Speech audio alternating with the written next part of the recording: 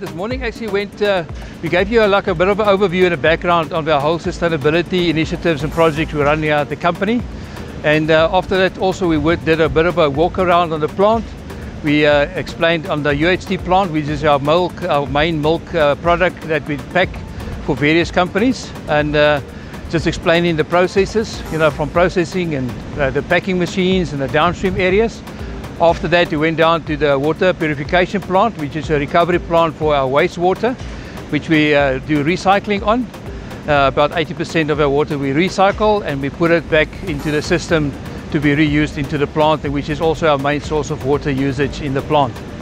And after that, we went up to our biomass boilers, where we source which is our biggest energy source for generating steam, which is a critical part of our process in the milk processing, and where we use wood chip as a biomass fuel source for generating steam.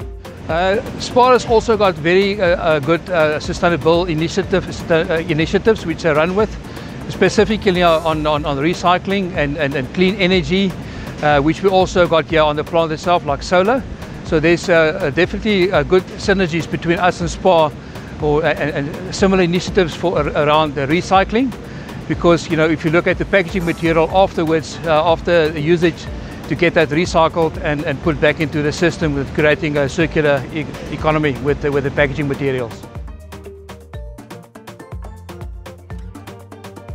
Firstly, is to source our milk product in a sustainable manner, where we actually engage from the source of the milk from the farmers to make sure that they actually source it in a responsible way and in a safe way, also to give a safe product up to SPAR. And we put it into their product as well, and the packaging material that we source on SPAR's behalf is also sustainable source to look after the type of sourcing and recyclability of the packaging material, to improve SPAR's footprint also in the market, and to lower SPAR's footprint on the carbon.